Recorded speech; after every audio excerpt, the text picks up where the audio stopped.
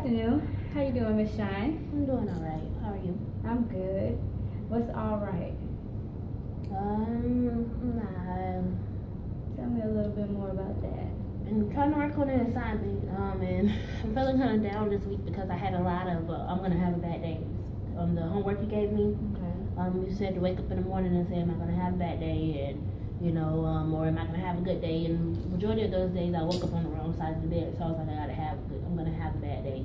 Mm-hmm. And there was 4 I'm gonna have a bad days and 1 good. And on the day I did have a okay day, which is meaning I didn't argue with my mom or my boyfriend that day, Mm-hmm. or anybody that day. I think it might have been on a Friday or something. But the other days that I said I woke up on a bad day, I actually did. I mean, I had a bad day, I did, except for one day. Okay, so can I ask you, on Friday, the day you had that good day, what was your mindset? Like, what told you that you were gonna have a good day? I had a lot of activity going. I had work and I had like a lot of weekend events planned, so I had a lot of things to look forward to. Okay, I'm hearing something positive there. You had something to look forward to, so you were anticipating something good happening, so you were in a good mood. Mm-hmm. Okay. So now let's talk about the day you had a bad day. What told you in the morning that you were gonna have a bad day? Well, 2 of the mornings I started off in an argument with my boyfriend about the car situation. We're having difficulties with one of our cars, so it was like a who's gonna drive what car today. It was something real stupid, and then the next day I had got into it with my mom again. Okay, well, can I stop you right there? Mm-hmm. Okay, you mentioned something about your boyfriend and your car. Mm-hmm. Now, so am I hearing you right when you say, so let's say on Monday, it says on Monday here that you were upset that about the car. Mm-hmm. So when you woke up, you already knew you were going to be arguing about the car. Actually, I wasn't expecting it. I mean, I knew he might have 1 or 2 things to say about me taking a new car, but I wasn't expecting him to blow it out of proportion like that. Okay, so he was getting upset with you. Yeah. So, and did that trigger anything on your end? Definitely. Okay. Definitely. Did you have any, did you ever think about why he may be upset? Because he's selfish. He always wants his way of doing things. He thinks he's entitled to everything before I am, and that's not working with me. We both bought that car. We both sharing it. What automatically made him think that he had the right to take the car that day? We have two other cars. One is the one that broke down or whatever, but there's another car there. But he automatically thought that he was supposed to take it, and So I wanted to take it. Do you guys have like a schedule or some type of routine of how y'all split the cars up? I kind of like going back and forth between that car we were arguing over and the one that broke down.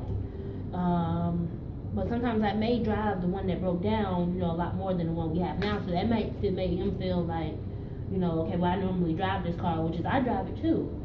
And so I guess he felt like, well, since the car you drive more, it broke down, you should drive the other car. Well, sometimes I do drive that car as well, but I wanted to take this one today. And I don't see what's the problem with that. Okay, well, it kind of just sounds like you guys have a miscommunication here. It might help if you guys had some sort of schedule or agreement, but that's not why we're here. Why we're here, like what I asked you before is, did you think about why he may be upset? And you're saying because he's just selfish, but it sounds like there may be something else in there. It sounds like he may just be used to taking the car. And that may be, but okay, if I decide to take the car that morning, and as I do any other time, what's the problem with today? He might be used to taking that one. But Well, if okay, so like say the other car was broken down that I normally use. I mean, the car that we were fighting over broke down, and he wanted to take the car that I normally use. Okay, fine, go with it. Okay. Well, did you think about the reasons? Okay, let's put yourself in his shoes, and let's say you've been driving the car for the last 4 days. So of course you may have had 4 days of stuff in that car, Mm-hmm. and then you wake up and the car is gone. Your 4 days. I mean, you guys share the car, so both of you guys have that right. But it's just you kind of would have liked some notice that you were not going to be driving the car you have been driving, and now you have to drive the other car. Well, I did. That's why I woke him up, because I leave before him and let him know. Mm-hmm. And then I also was going to take anything that he has, like I always do when I use the car that he's using, Mm-hmm. and place it in the car that he's going to use for that day. Okay. So I you done did all think that. about that. Yeah. Okay. Well, I mean, my simple solution would be to come up with a schedule. Okay. Like So, what kind of schedule? What do you mean? I mean, just each night before you guys wake up, so it's not a morning argument. Because a lot of times you can talk about stuff better in the evening. I don't know how it is for you, but for me, in the morning, I'm not always the nicest person. And it's just because I'm just getting out of bed. So there's increased, not anxiety, but it's just increased emotion in the morning. So before we go to sleep, I may say, hey, I want to take this car in the morning. Is that, not necessarily is that okay, that was the wrong words, but just give you some sort of notice what you guys are going to be doing. So then in the morning, he doesn't reflect your whole day, because that one argument sounds like it reflected your whole day. If you guys would have resolved it in the evening. It definitely did, and I see why you would say that, because, hey, we get in an argument in the evening, we go to bed. Mm-hmm. Okay. And then when you wake up, you get in that car, whichever car you chose, and you drive off, and you continue to have a good day. I'll try that. Okay. But let's evaluate the others, because that's not the only one. You said something happened with your mom. I mean, that's a lost cause right there, honestly. That's a lost cause. So what are we going to do about it? What can I do? That's my mother. I can't just throw my mother away. I know. You can't throw her away. You can't get rid of her. She's always going to be there. Yep. So, I mean, we have to figure out how are we going to deal with that. What did she do? What did she? Well, honestly, I kind of already know what she did, because each week I ask you what did she do. It's the same thing. She's basically telling you something you can't do. Or don't listen, right? Yeah, not listening to something that you're saying and trying to dictate your life. So, let's think about it in her shoes. You be your mother. As your mother, how do you see yourself? In her eyes, probably I'm defiant. I'm probably a know-it-all.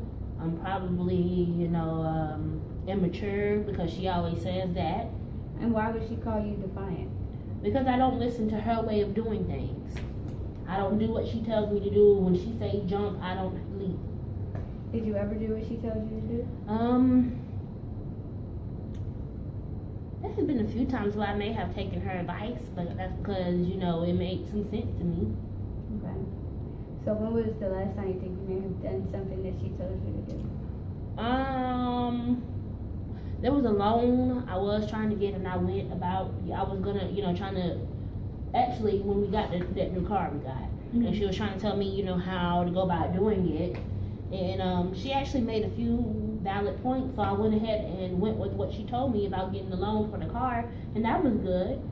But that's a whole totally different situation with, That's a whole total different situation, but that shines light on what I'm trying to get you to see. Is that what you just told me, is that your mom told you something to do, and it worked. But there's also something there's times where, that I did something she told me to do and it didn't work. I mean that's gonna happen, because she's not in your shoes, and she's not you. I mean, you're not a child anymore, so she doesn't always know what's best.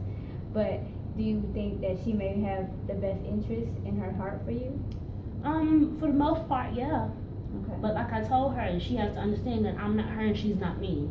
Mm-hmm. So therefore, my only issue with my mother is, okay, if your child doesn't agree with you, try to understand her point of view sometimes, Like I told you, my mom is her way or no way. And that's not the case for me sometimes. Sometimes I want to, I hear you, but still continuously do my way. And that's what she's not having. Okay. Well, another question. Has she ever told you to do something and you not done it, and then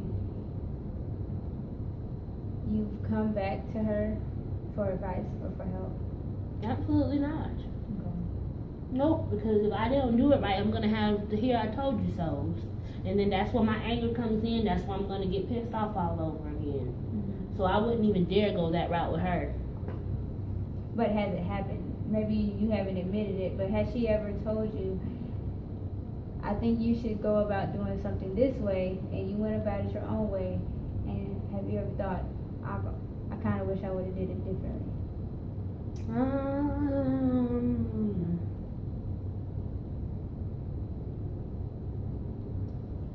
Maybe. I don't know. I can't quite remember right now. Okay. Well, I mean, that's a good answer. I mean, it's honest. So what I have to say about that is, sometimes you said earlier that most everything that she wants or says, she's doing it in her best interest of what you think you should have, even though it may be making you upset, and it may not be the best thing for you in your head. But what I want you to try to understand is that she's trying to help you, and we have to just find a way to funnel that help. So we really have to find a way to, the word for that is, I guess, kind of maneuver it, and see what we're going to take, and to see what I'm really trying to say is that, basically what your mom is trying to do is she's trying to help you. In that help, it shouldn't make you angry. Now, I'm saying that the wrong way, because I don't know how to say this in CBT, but I want you to see that she's trying to help you. Yeah. So that's it. I don't really like. What I'm trying to say is that I'm trying to get you to see that she's trying to help you, but you don't have to take that help or advice. And I want you to understand that what she's saying is not meant to make you angry. So you're getting angry at her advice because it's not what you want to see, but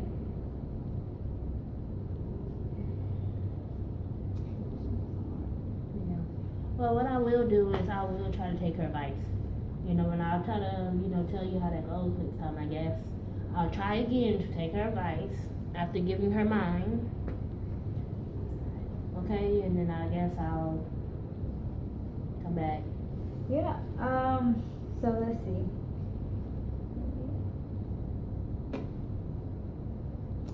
Well, Miss Shine, I mean, I hope I helped you see a little bit more about what I was saying. I know I could have kind of explained it better with your boyfriend, but with your mom, really you just have to find a way to see that help that she's giving you is not meant to make you angry, and she's just trying to help you. Okay. Alright, well, I'll work on that. I'll try. Because like I said, I can't throw my mom away. So I will try to work with her, and once you know how that goes, I'll try to, not get angry and listen to her. That's all I can promise. Is that I'll try. Alright. Thank you. Okay.